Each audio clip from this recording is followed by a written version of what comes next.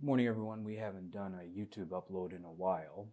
There were several pending matters that required me to have kind of a more face-to-face presence, so I didn't neglect Texas Movement Media's YouTube presence, but I felt it was more important to focus on my personal moat rather than trying to continue to expand on the media platform.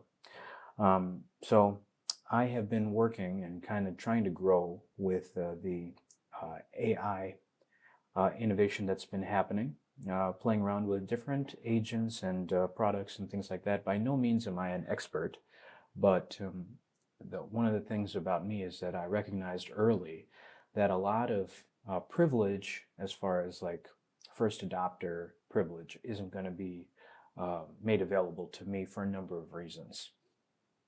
So we have to kind of use second adopter privilege. You guys kind of have to figure that one out. But a lot of you may feel the same way too. You may feel like I'm behind the eight ball all the time. I never have any of the access to this great information. Remember in that one movie where the guy went back in time and said, buy Yahoo? It's like, when will somebody ever tell us to buy Yahoo? I'm not saying Texas Movement is going to be that. All I've ever guaranteed the Texas Movement would be my, if I was the ideal client, and I speak for a certain population that I know exists, if I was a client that needed a company to handle matters that I haven't seen solved problems to, who could solve that problem? I want Texas Movement to be the answer to that question. So today we have another problem that I think we can solve together. I'm going to give you my perspective on how I view this elephant, and then hopefully, however you receive this information, maybe it sparks something in you, or you can use your life experience, which is certainly different than mine, to give an alternate perspective. And then we have a system of equations that we can use algebraically to solve this equation.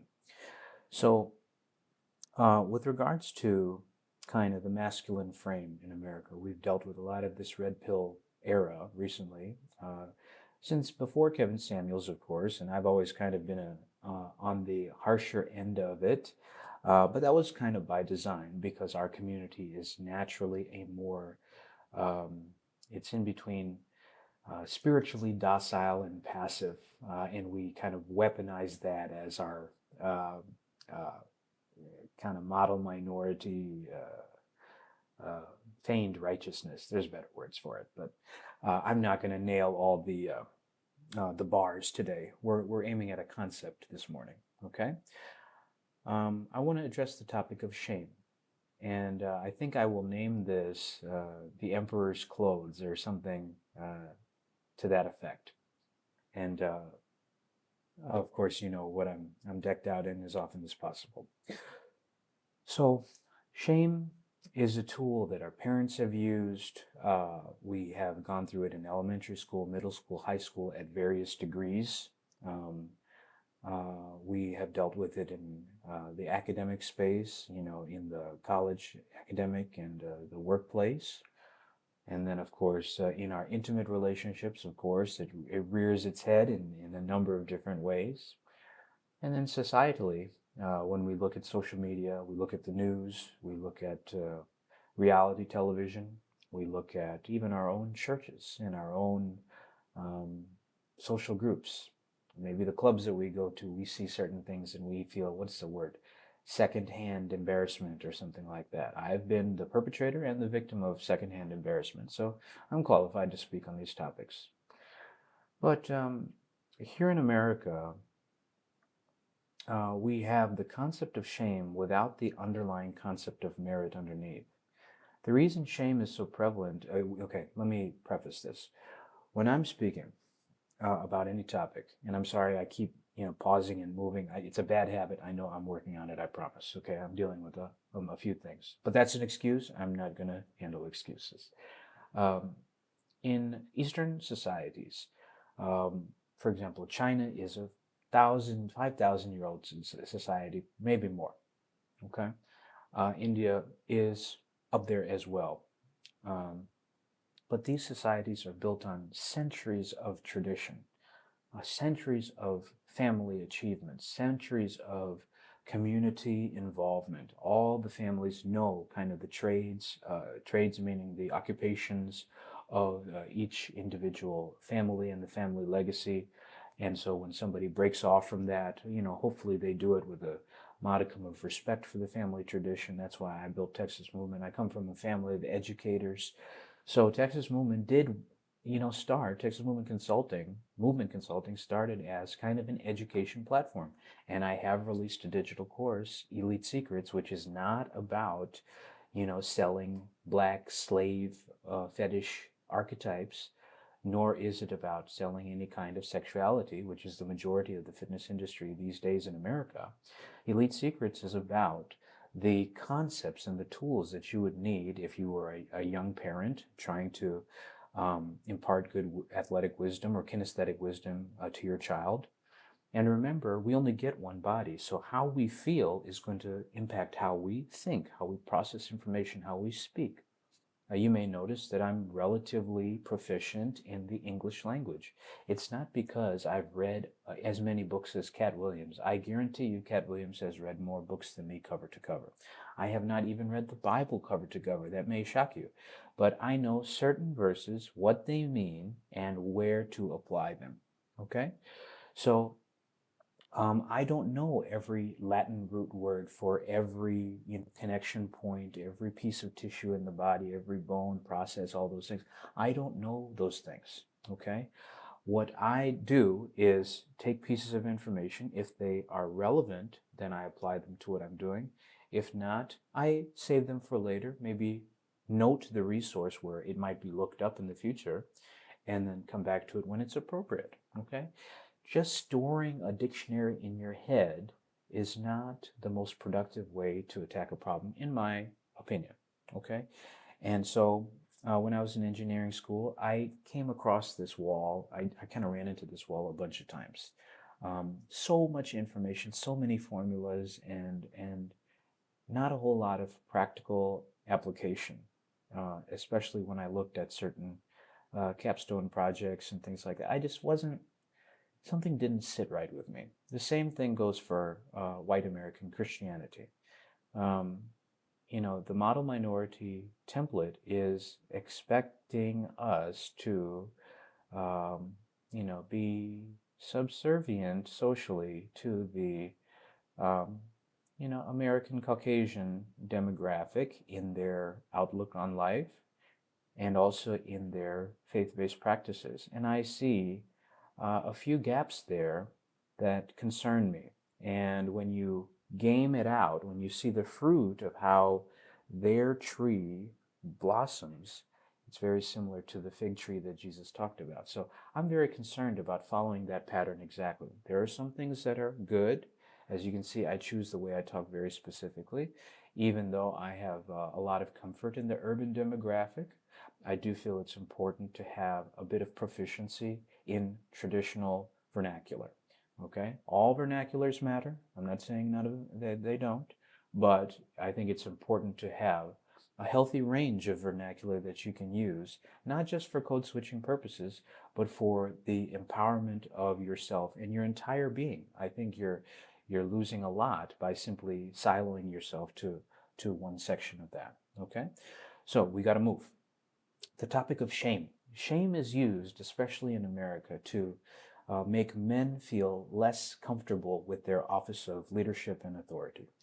Now, we have seen the feminist movement in America grow since the 1950s. Some of that may have had to do with World War II, where men went off to war and women were put into the workforce.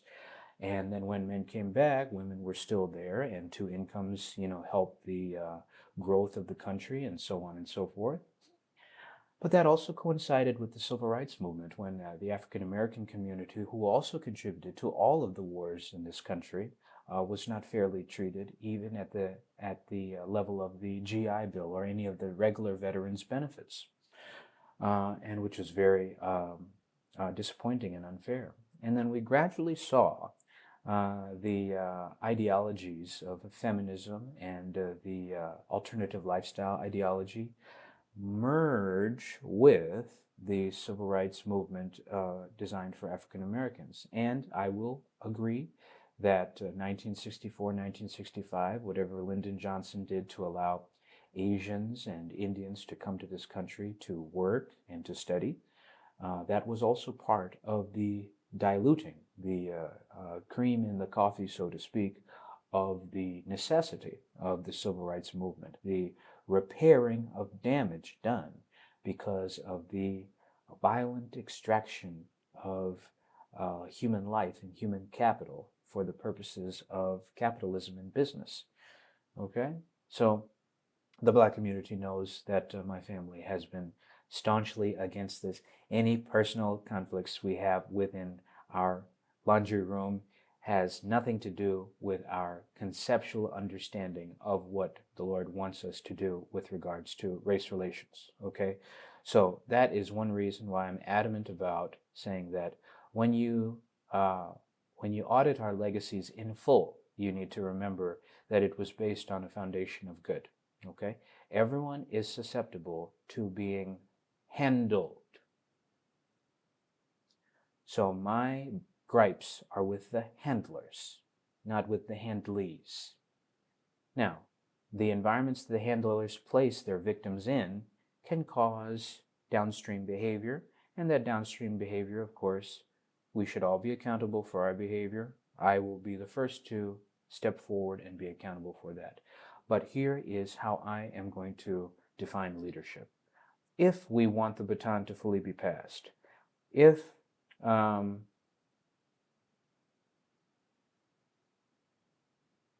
Justin Gatlin is running third leg on a 4x100 meter relay, and he hands the baton off to, well, let me not be arrogant. Let's say Justin Gatlin is leading off a 4x100 meter relay, and I don't have the most explosive start coming out of the second leg, okay? So it takes me about 15, 20 meters to get going, and the exchange zone is only 20, 30 meters. So if he runs up on me and I don't get out of, enough space to get my, hand back properly, and we bobble the handoff a little bit, that is going to impact my efficiency and my leg of the journey. However, once the handoff is solidly achieved and it's within the exchange zone, it is no longer Justin Gatlin's responsibility to do the work. He's done his job. And now it's my turn to do mine. So even if the handoff exchange was messy, the 120 meters on the backstretch is my responsibility. So that's how I'm approaching Texas movement. That's how I'm approaching my role in the Kerala American diaspora. That's how I'm approaching my personal life. That's how I'm approaching how I view intersectionalismality between our Christian-based tradition and the American Christian-based tradition, in concert with capitalism and business and networking and race relations and all those things. Okay? So, when the point I'm making is that you will be attacked in your shame triggers every day, all day, and it will be by the people that fear you most. Okay? Let's use a very sensitive example. Let's say that, and this has happened to me, let's say that your sexual performance was called into question by an intimate partner, and you were compared to someone who had more superior sexual experience. That is designed to minimize your authority in the home and in the relationship. Now, if you place a woman's opinion of you, not of your performance, of your entire essence, into that one category, that is a mistake on your part. Okay? Now, let's extrapolate that. If you view your culture's identity based off of what another culture's media propaganda says, that is also your fault. Okay? Now, Texas Movement Media can only do what we can do. And it is our job to take this abuse as long as we can take it. Now, is that going to mean that we are going to be considered corny in some environments? Yes. Is that going to mean that we are going to be considered white boy crazy in some environments? Yes. Is that going to mean that our our products are not going to be seen as the epitome of street culture? Yes.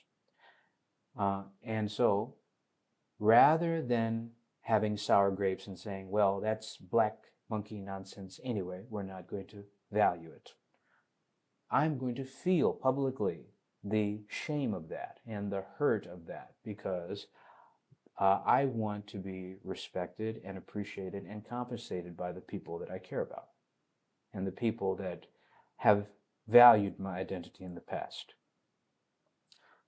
However, in this time of transition, I cannot just think of myself, especially if I want Texas Movement International to scale to a degree where it can help not just my community, but perhaps others.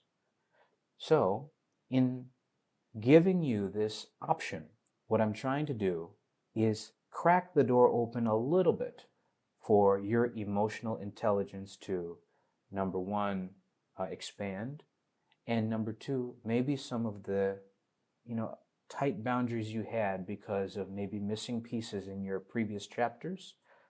Perhaps they were family, perhaps you were abused spiritually by a religious figure.